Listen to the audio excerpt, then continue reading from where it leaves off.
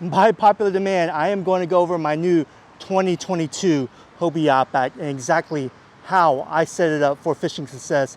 Every single item I use on the kayak when I am out on the water is on this kayak, and we're going to talk about every single item out there from start to finish. It's going to be probably one of the most comprehensive kayak setups you guys have ever seen.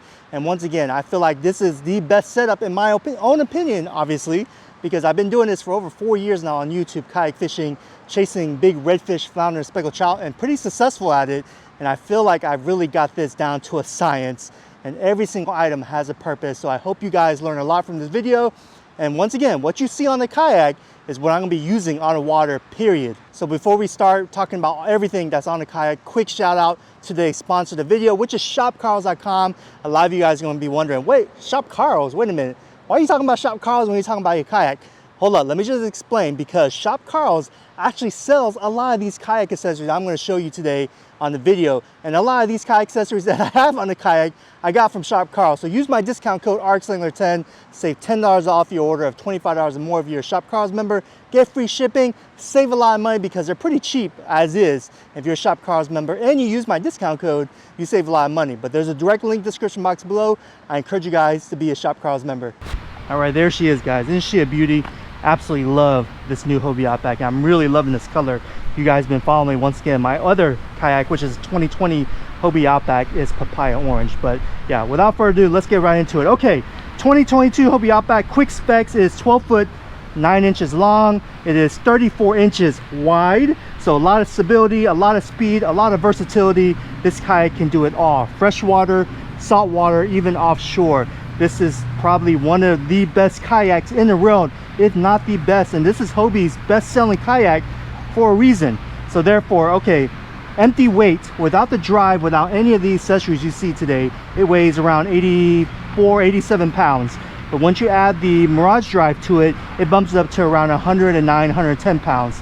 So pretty light as is. So once again, that's why you don't see many items on my kayak, because I want to keep it around the low 100 pounds, because once again, I need speed, I need agility, I need versatility to catch the redfish. Okay, let's start off with the bow. As you see here, we got nothing here, but as we move along, we got the Hobie fish bag, man. This thing is a freaking beast, man. I've had this for a while now. I would say good, going on 4 years, and it still looks brand new. It provides a lot of insulation, protects the fish from the sun, and properly preserves it till I am able to get home and clean it. And look at this, it fits exactly on the bow perfectly. Look, it's in a triangle mode and it fits the bow perfectly. When I use this Hobie fish bag, when I fish, I actually leave it just like that, no tie down. It never moves, no matter how much winds there are, no matter how many swells there are on the water, it never moves. It just, I don't know, for some reason it's like a magnet, but there is no magnet. I can't explain it, but it's really good. Next, my paddle. We have the Bending Branches Angler Pro, and this is an all carbon fiber paddle, and I've been using it for over 4 years now. You can tell it's gone through hell and back. I mean, it is pretty beat up, but this is one of the lightest weight paddles in the market, and I still love it. I love being lightweight, man. I mean, bottom line, everything you see, the main idea of this kayak is lightweight and versatility. So yeah. Okay, pliers. These right here are the Bubble Blade pliers. These are the titanium version. I believe you can get these. I have a direct link in Amazon description box below. However, they are worn out, and I believe you can change out these jaws right here, or these, I don't even know what you call these parts right here, but you can change it out. Shows a little bit of rust, but I've been using it for a couple years now. The handles come off pretty easily. Always carry a medium-sized plier with me, just in case I need to take the hook out of the fish, or I need something to crimp down, or I need to cut some line. This is pretty versatile. I highly recommend it. Next, we have the Procure shrimp, and I carry a little bottle here just in case I need to. When fishing gets tough, sometimes you need as much help as possible. I love this Procure shrimp, and this is the only flavor I actually use. I have tried the mullet and the I think it's called saltwater inshore. I've tried that, really have not had any success with it, but the shrimp model has done me pretty well, especially when I use it on bugs fishing lures. Next, we have a small pair of scissors, which you can get from Shop Karls. If you're a Shop Karls member, I think they're only $3, and these are really nice scissors, very sharp. I love them because just how small they are. I mean, I can clip these in my life jacket if I need to, put in my pocket. Very lightweight. Don't even know it's there, honestly, and I use these a lot. All right, we have my Boga grip right here. You guys know I'm a big Boga fan. This right here is a 30-pounder. I use this to measure the weight of the fish. I use it to hold my fish securely, or I use them to revive them in the water and let them go. But this is a nice little fish tool. I highly recommend you guys. I've been using this for about a good 4 years now, and it's pretty beat up, never rusted. And honestly, after use, I just rinse it off with water. I don't even spray it down with WD-40, and it's still smooth. It's still, man, it just holds its grip. You know, once this breaks, which I don't think it's ever going to break, I'll replace it with another Boga grip. But I absolutely love this, and I highly recommend it. Okay, let's move on to my dry box here in the deck. Let's open it up and show you exactly what I have. It's pretty bare bones, I'm going to tell you guys. Look at that right there. All right, let's start off with my FPB battery. This is a lithium-ion battery. It's waterproof. This is a battery I've been using for a good, I would say 3.5 to 4 years now. It powers my Humminbird, but it is waterproof. And like I said, I've been using this exact battery for 3.5 years, never had an issue with it, and it can power my Humminbird for a good 2 full days on the water. And here we go, guys. We have some lures here. These are the lures I always keep in my little box here. I always have the Shimmer Swimmer 2.0 from Catchco, 10,000 fish. You guys have been watching me for a good 2 years now. I've been catching a lot of fish, trout especially, when you can insert that Procure into the butt right there. And I really like this right here. And we have the Salt Native Skelly Swim, in my opinion, the best paddle tail that anyone offers here for the inshore fishing, because it's so tough.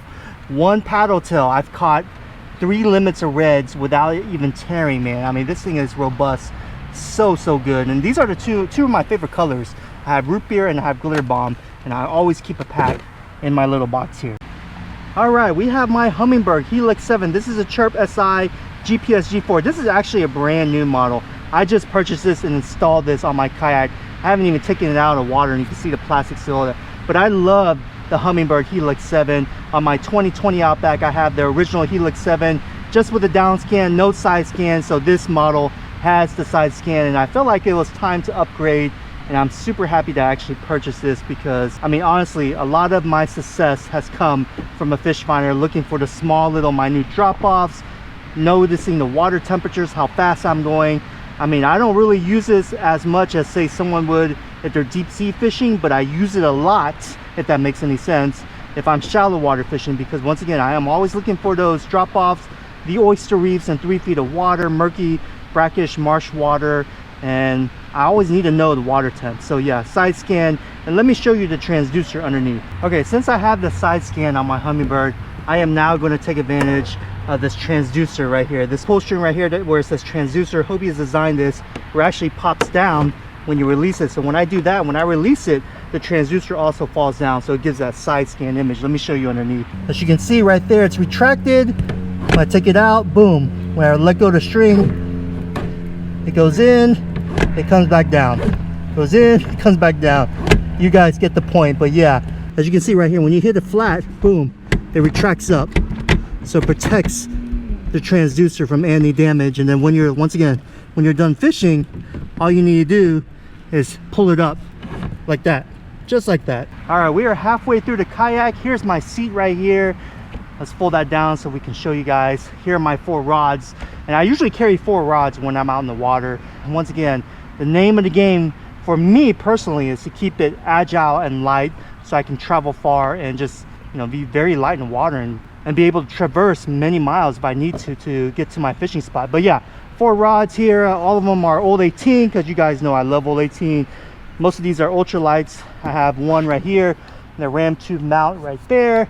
2 of them in my little Hobie crate, and if I need to get them out of the way because I'm sight casting, I can just move them around just like so, put them all in my crate, and look at that.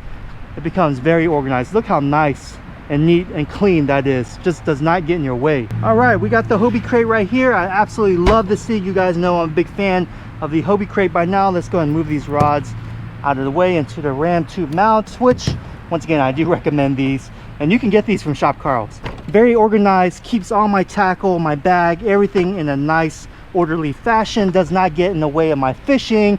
Very lightweight. It's perfectly built for the Hobie Outback. As you guys can see, it fits in the rear deck. no problems at all. So let's talk about what's in there. I keep my bump board, which you also can get from shopkarls.com at a discounted price using my discount code.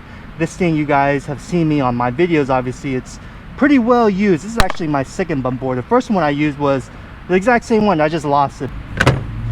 All right, here's the first fish box, which you also can get from shopkarls.com. This is the plain and waterproof, and inside it I keep all my Bugs fishing lures right here. As you guys know, I'm big Bugs fishing fans. All this right here is Bugs, man. I have the curltail, flats bug, the new Ned bug, the hothead, clickbait, the new trout thumper. I mean, everything is in this little box right here. And I keep it waterproof and safe from the elements, so it keeps the rust away and just keeps everything nicely organized. I love this little Plano box here. All right, the next tackle box I have in this little crate is another Plano 3700 series waterproof. You also can get this from shopkarls.com, and inside of it, let me show you guys, all my tackle here are my jig heads that I use for fishing. As you guys can see, I have a bunch of little things here. I have swivels, I have weights, I have jig heads of all different sizes. Majority of all these jig heads you see I purchased from shopkarls.com. I love these tungsten jig heads right here. I mean, everything it comes with a purpose. I do not keep extra things if I don't need to. It just weighs me down, and I am pretty satisfied. This is what I've been using for 4 years now. I've been really successful on the water. It's made me really efficient and fast and light, and I've, you know, pretty much got rid of clutter. I mean, there's unnecessary clutter in a lot of these kayaks today. As you see here, it's pretty bare minimum. And last item in my little box here, I keep a stringer, just in case I do want to keep fish and I don't want to carry my fish bag. I have a stringer right here. All right, moving towards my right side is the Railblaza Light, the 360 kayak light, which I 100% recommend you guys get, because safety is paramount. Safety is one of those things you really need to take consideration, especially if you're going kayak fishing and you go out alone, and especially if you like to launch before sunrise. By law, you need a light, a 360 light, and I've been using this light for over a year now. And once again, you can buy this from shopkarls.com. They have it at a discount price. So let's talk about the Hobie wheels.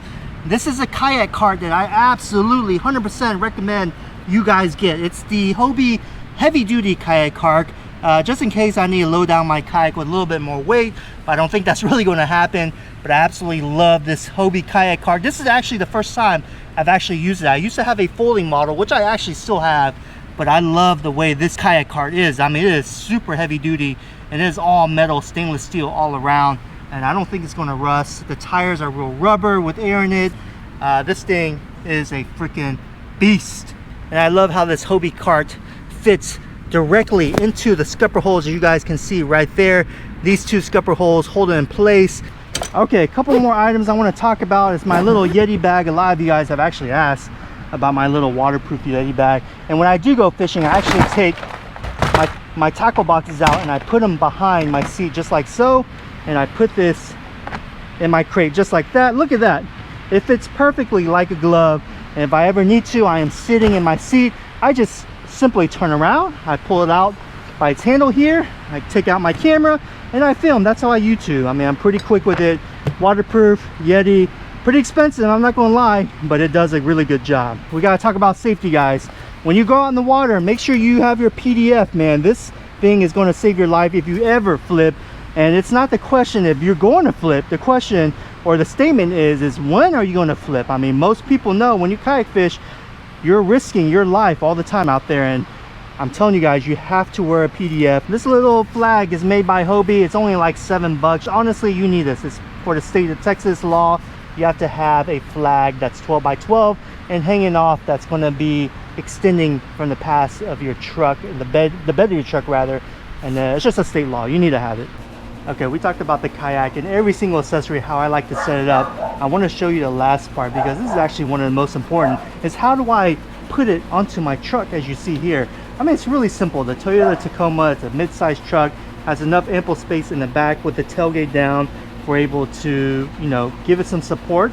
And right here, this is my Yakima. Let me show you guys my Yakima long arm, which I absolutely love, man. This has been such a great kayak or bed extender rather, and it just really holds my kayak in place. I've been using it for over 4 years now. Not even zero problems at all. Not even one single problem. It's been such a pleasure to deal with. Yakima customer service has been great.